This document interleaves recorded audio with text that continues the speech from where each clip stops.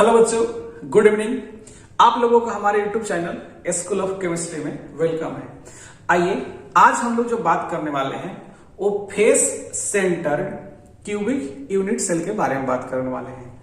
Face centred cubic unit cell में mostly बच्चों को जो प्रॉब्लम आता है वह आता है इसका कोऑर्डिनेशन नंबर को लेकर के। तो हम आपको श्योर करते हैं कि आप इस वीडियो को कंप्लीटली देखिए।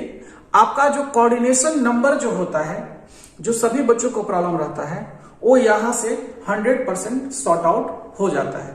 तो आइए हम लोग यहां पर स्टार्ट करते हैं अपना face centred cubic unit cell. हमारे पास जो है the unit cell in which lattice points at all corners, सभी कॉर्नर्स पर लैटिस पॉइंट होंगे, as well as all centres of faces. Centres of faces आपको देखना है। Cube, centre of faces of cube is called face centred cubic unit cell या cubic closed packed unit cell. तो ये इस type से हमारे पास होंगे। कहा गया है एक एक चीज को बारीकी से समझिए सबसे पहले, उसके बाद हम आपको धीरे धीरे इसका कोऑर्डिनेशन नंबर की तरफ लेके बढ़ेंगे। आपको हर एक चीज को समझना है। हम लोग यहां पर कहा गया कि सभी कॉर्नर पर आपको एटम मिलने वाले हैं। ओके, उसके बाद कहा गया कि इसके जो 6 फेस होते हैं, 6 फेस होते हैं, उनके जो सेंटर पॉइंट है वहां पर भी एटम प्रेजेंट है। आइए हम लोग इसको यहां से समझते हैं। जैसे यहां पर क्या है, आप मान लीजिए यहां पर एक स्ट्रक्चर है, क्यूब है। तो क्यूब का यहां पर आपको 6 फेस पता है। एक ऊपर में फेस है, ऊपर का फेस, नीचे में फेस है, इधर राइट साइड में फेस है, इधर लेफ्ट साइड में फेस है, एक पीछे साइड में फेस है और एक आपको आगे साइड में फेस है। तो यहां पर 6 फेस आपको समझ में आया होगा। अब कहा गया है कि जो ए फेस है आपको जो आगे से दिखाई दे रहा है, ये जो टोटल फेस आपको दिखाई दे रहा है, इसका जो सेंटर पॉइंट है जो यहां है, सेंटर फेस का सेंटर ए है, वहां पर भी एक एटम है। और ये एक जगह नहीं, सभी फेसेस पर, सभी 6 फेसेस पर यहां पर जैसे एटम है वैसे ही ऊपर का फेस के एटम होंगे। ऊपर इधर लेफ्ट के जो फेस है वहां पर सेंटर में होंगे, राइट के जो फेस है उसके सेंटर में होंगे, जो नीचे का फेस है उसका सेंटर में होगा, बैक का जो फेस है वहां पर भी होगा। आइए हम लोग यहां पर एक एक चीज को समझेंगे आराम से। यहां पर जो आपके पास ऊपर में पॉइंट आने वाला है, इस पॉइंट को आप कहिए ए। यहां जो एटम आता है इसका नाम दे दीजिए बी। यहां जो एटम आता है इसका नाम दे दीजिए आप सी। यहां पर जो एटम आता है इसका नाम दे दीजिए आप डी। तो ABCD एक फेस है, उसका जो सेंटर पॉइंट है वहां पर एटम है। तो मान लीजिए यहां पर फेस सेंटर में आप एक एटम पुट कर रहे हैं। सिमिलरली क्या है कि ऊपर का फेस है तो नीचे में भी एक फेस है। तो बॉटम में जो फेस है यहां पर, इसको हम यहां पर कह रहे हैं P। इसके बाद यहां पर एक एटम है, इसका हम नाम बता रहे हैं Q। यहां पर जो एटम है इसका नाम बता रहे हैं R और इसका नाम बता रहे हैं S। तो ये नीचे का फेस हो गया। तो इसके जो सेंटर होंगे, नीचे का जो सेंटर है, हम मान लेते हैं यहां पर सेंटर है नीचे का। तो यहां पर भी आपको एक एटम मिल जाएगा देखने के लिए। अब आइए हम देखते हैं लेफ्ट का फेस और राइट का फेस। तो इधर में लेफ्ट का जो फेस है वो कौन सा है? A, P, S, D। तो इसका जो सेंटर का फेस है वो यहां पर है आपके पास। 1 एटम आपको यहां पर मिल गया। इसके राइट में आइए, जो यहां पर आपको दिखाया गया, ये जो फेस आपको दिखाई दे रहा है B, Q, R, C। तो यहां के फेस में भी एक एटम आपको यहां पर मिल जाएगा। अभी तक आप 4 फेस के बारे में बात कर चुके हैं। कौन कौन सा फेस के बारे में बात किए हैं, आइए हम लोग इसको समझते हैं। हम लोग सबसे पहले बात किए हैं ऊपर का फेस के बारे में, ऊपर का फेस के बारे में। नीचे का भी फेस हमारा क्लियर हो गया है। इधर में जो लेफ्ट साइड में फेस है उसका भी हम लोग क्लियर कर लिए हैं, राइट साइड में जो फेस है इसका भी हम लोग क्लियर कर लिए हैं। हम लोग के पास बचा है आगे का फेस। आगे का फेस को हम लोग, जैसे आप लोग वेक्टर पढ़ते हैं, वेक्टर, तो वेक्टर में जो होता है, जब कोई वेक्टर व्यूअर के टुवार्ड्स आता है, व्यूअर के टुवार्ड्स, तो उसको डॉट से रिप्रेजेंट करते हैं, डॉट से ऐसे देकर के रिप्रेजेंट करते हैं, ऐसे सर्किल में बना देते हैं। ये होता है जो व्यूअर के तरफ आता है। उसके बाद कोई वेक्टर जो व्यूअर से दूर जाता है, वेक्टर जो व्यूअर से दूर जाता है, उसको हम लोग रिप्रेजेंट करते हैं ऐसे क्रॉस साइन लगाकर। याद आ रहा है? तो आइए हम लोग क्या करते हैं कि ये जो आपके फ्रंट साइड में जो फेस है, आगे का जो फेस है, आगे का कौन फेस आपको देखते हैं यहां पर, CRS,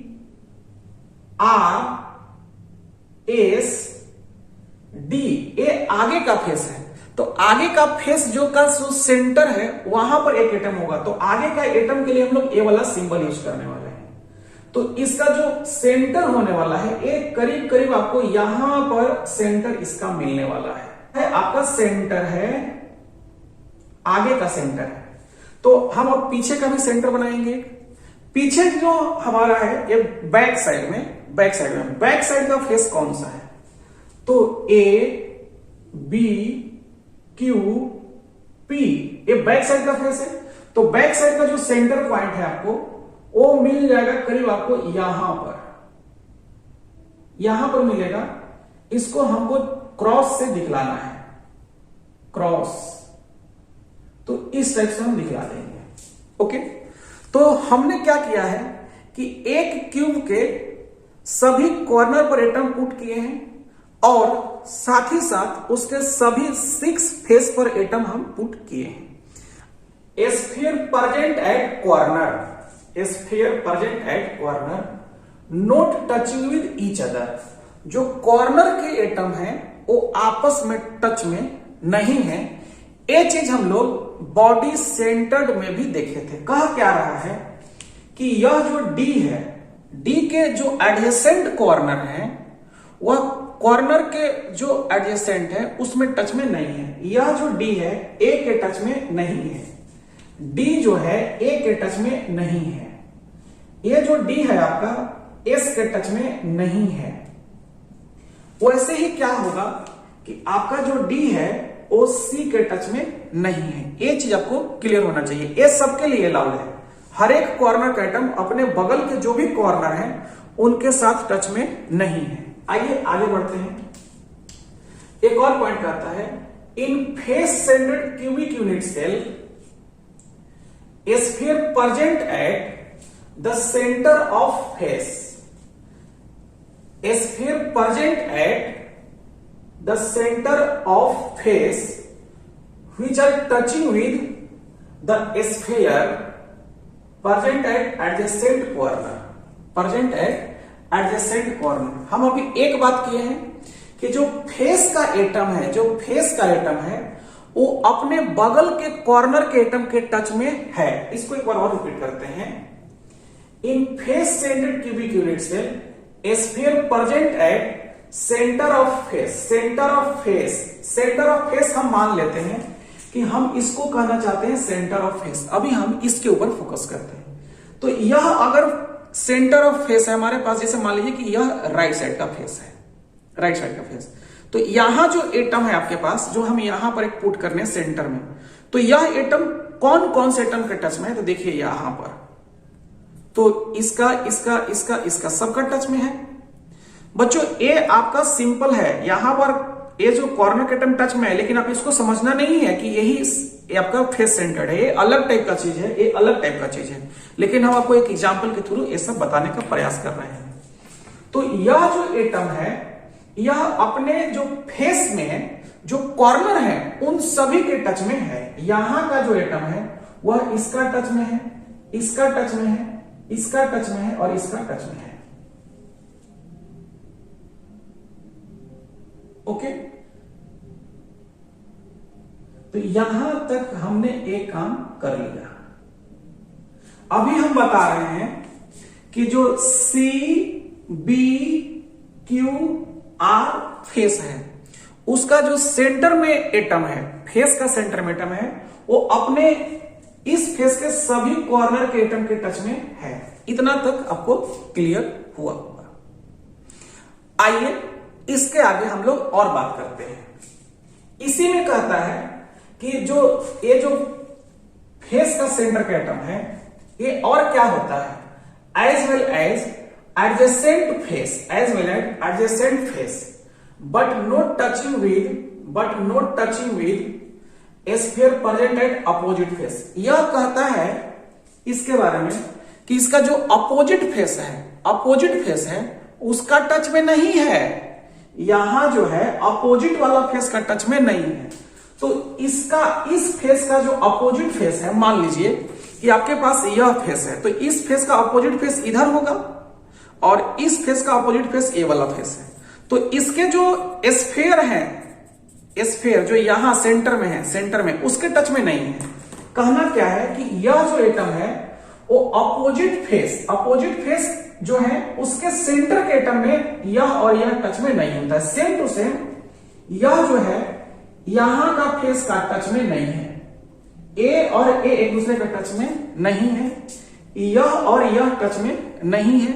फिर भी एक और बात बताया गया है कि ए जो आपका फेस है सी बी क्यू आर, इसके बगल में भी फेस हैं, बहुत सारे फेस हैं।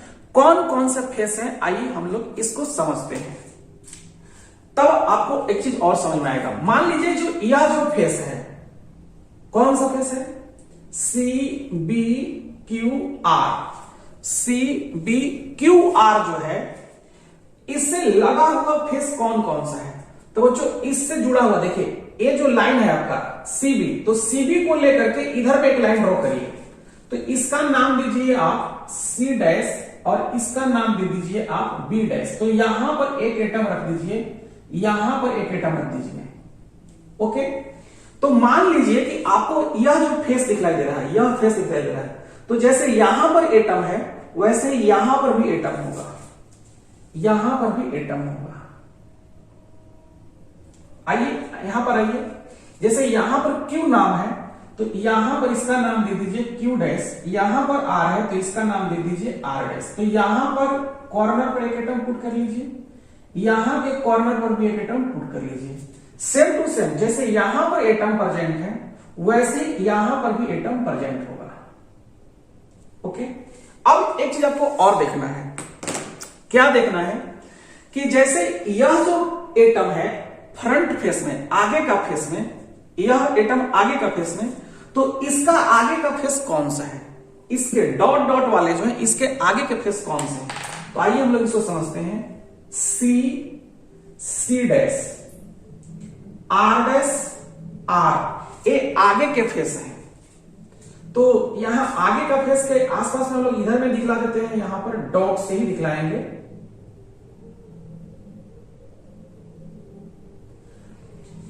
इस फेस, ये जो आपका क्यूब है इसके बैक में जो फेस है वह बी डैश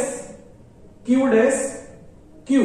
तो इसके जो बैक के फेस है, तो पीछे के जो फेस पर एटम है उसको हम क्रॉस से दिखलाएंगे, बताएंगे पहले से आपको। ओके, अब हम एक बार और आपको कहेंगे कि आप एडजेसेंट फेस को समझने का प्रयास कीजिएगा, एडजेसेंट फेस को समझने का प्रयास कीजिएगा, क्योंकि एडजेसेंट फेस समझ में नहीं अगर आया तो कोऑर्डिनेशन नंबर आपको समझ में नहीं आने वाला है। आइए अब हम लोग देखते हैं कि गिवन जो फेस है, हमारे पास जो गिवन फेस है सी बी क्यू आर, उसके बगल में कौन कौन से फेस हैं। तो बच्चों हम लोग यहां पर एक क्यूब ले रहे हैं, तो इधर में जो फेस है हमारे पास सी बी क्यू आर, तो सी बी क्यू आर के ये जो लाइन है आपका, इधर देखिए, इधर में तो एक फेस ऊपर में भी है, ये फेस ऊपर में है, तो ऊपर का फेस और राइट साइड का फेस देखिए यहां टच हो रहा है, टच हुआ। तो यह जो फेस है ऐसे ऊपर से टच में है, राइट साइड का फेस, जो राइट साइड का जो फेस है आपका वह ऊपर के फेस के टच में है। क्लियर है क्या? जैसे ऊपर के फेस के टच में है वैसे ही यह नीचे के फेस के भी टच में है। यह जो फेस है ऊपर के फेस, यह जो ए बी सी डी, ऊपर के फेस में टच में है, वैसे यह जो है क्यू आर एस पी की भी टच में है। तो इधर से आपको ऊपर में एक फेस, नीचे में एक फेस देखने के मिला। सेम बात आपको देखिए ऊपर नीचे समझ आया। तो यह जो फेस है आपका, यह इधर आगे का फेस के भी ऐसे ही है, आगे, ये आगे का फेस, और सेम टू सेम पीछे के फेस के भी टच में है। तो आप देखिए जरा कि यह C B Q R, C B Q R के एक ऊपर फेस बगल का है एडजेसेंट फेस, नीचे में एक फेस और एक आगे का फेस। आगे का फेस कौन? D C R S, okay. पीछे का face A B Q P, okay. तो इसमें समझ में आया।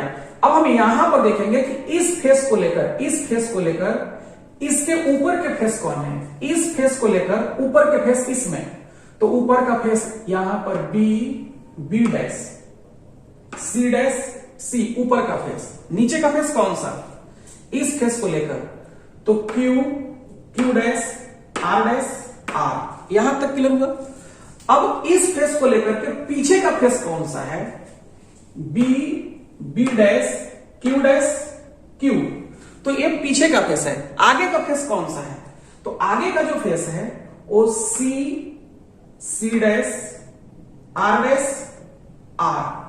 तो ये आपको आगे का फेस मिल जाएगा। आइए अब हम लोग देखते हैं कि हमारा जो सी बी क्यू आर जो है वो कौन कौन सा एटम का टच में है। आइए हम लोग इसको देखते हैं। तो यहां पर कहा गया है कि in face centred cubic unit cell sphere present at the centre of face which are touching with sphere present at adjacent corner, जो कि हम लोग कंप्लीट कर चुके हैं। एज वेल एज, और किसका टच में है? जो यह फेस का एटम है और किसका टच में है? As well as adjacent face. तो हमारा जो है यह जो है फेस का एटम एडजेसेंट फेस के एटम के टच में है। तो इसके एडजेसेंट फेस कौन कौन से हैं? तो इधर में आप लोग देखे थे 4 फेस, इधर में देखे हैं 4 फेस। इस क्यूब में 4 फेस एडजेसेंट है और इस क्यूब में 4 फेस एडजेसेंट है। क्लियर है क्या? तो आइए इसको समझिए कि इसका कौन सा फेस। तो एक फेस है ऊपर का यह फेस। तो यह जो एटम है, यह एटम ऊपर का फेस का टच में है, ये वाला एटम का कॉर्नर जो सेंटर का है, तो इसका टच में रहेगा। यह एटम जो है इस फेस के सेंटर के टच में है। सेम बात, यह जो है इसके ऊपर के फेस के टच में है। यह जो है नीचे का फेस का एटम का टच में है। यहां से क्यू को हम थोड़ा मिटा लेंगे, क्यू को हम इधर कर देंगे, तो इधर के टच में है। ओके, अभी भी पूरा बात नहीं कंप्लीट हुआ है, थोड़ा देख लीजिएगा। यह जो है अभी तक आपको 8 एटम का टच में दिखाई दे रहा होगा। 1 2 3 4 5 6 7 8, अभी भी बचा हुआ है 2 फेस इसमें और 2 फेस उसमें बचा हुआ है। देखिए यह जो है आगे का फेस, एक जो है आगे का फेस, वो भी तो एडजेसेंट फेस है। तो आगे का फेस यह इसके टच में है, तो इस फेस का आगे का फेस तो यह वाला के टच में है। तो आपका आ गया है 10 एटम का टच में। अभी भी बचा हुआ है इस फेस का पीछे का फेस, तो इसका टच में आ गया। इस फेस का पीछे का फेस तो इसका टच में आ जाएगा। तो ये हमको उम्मीद करते हैं कि आपको कोऑर्डिनेशन नंबर जो स्फीयर का होता है यहां का, उसका समझ में आया होगा। आपका हर एक एटम जो है ना वो 12 एटम से टच में है। ये चीज आप घर में बैठ करके प्रैक्टिकली सोचने का प्रयास कीजिए, आपको समझ में आ जाएगा। अब आइए हम लोग इसमें और देखते हैं कि कंट्रीब्यूशन कितना होता है। कंट्रीब्यूशन, तो यहां जो फेस का आइटम है यह फेस, तो यह फेस जो है वो 2 ही क्यूब बनवा सकता है, मैक्सिमम 2 क्यूब, एक क्यूब इधर और एक क्यूब इधर। ये फेस के बारे में बोल रहे हैं। यह जो फेस है वो 2 क्यूब, 1 क्यूब इधर और 1 क्यूब इधर। तो मान लीजिए कि अगर यहां पर यह जो है यह गोल्ड का होता एटम, गोल्ड का एटम अगर होता तो गोल्ड का एटम हाफ इधर और हाफ उस क्यूब के लिए जाएगा। तो कंट्रीब्यूशन अगर हम इधर बात करें, अपने तरफ बात करें, तो अपने तरफ कितना आएगा 1/2 एटम। कहां से? फेस से।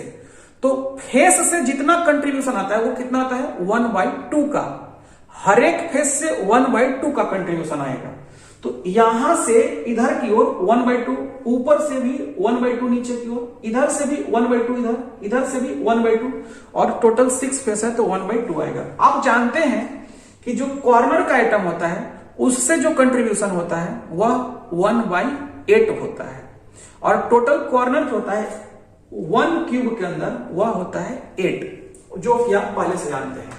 तो यहां पर कहता है contribution of each sphere present at the center of face, present at center of face। तो सेंटर ऑफ फेस जैसे जो कंट्रीब्यूशन आता है 1/2 आता है। अब हम लोग क्या करेंगे, एटम कैलकुलेट करेंगे। Number of atoms in face centred cubic unit cell, यह 8 कॉर्नर और 1/8 कंट्रीब्यूशन प्लस 6 फेस और 1/2 का कंट्रीब्यूशन। तो यहां इसको सोल्व करेगा 1 और इधर सोल्व करेगा 3, तो आपको टोटल एटम्स आ जाएगा 4। कहता है कि कोऑर्डिनेशन नंबर कितना होगा, तो कोऑर्डिनेशन नंबर के बारे में कहता है कि coordination number in face centred cubic unit cell जो आपका आएगा 12। तो हमको उम्मीद करते हैं कि आप लोगों को कोऑर्डिनेशन नंबर समझ में आया होगा।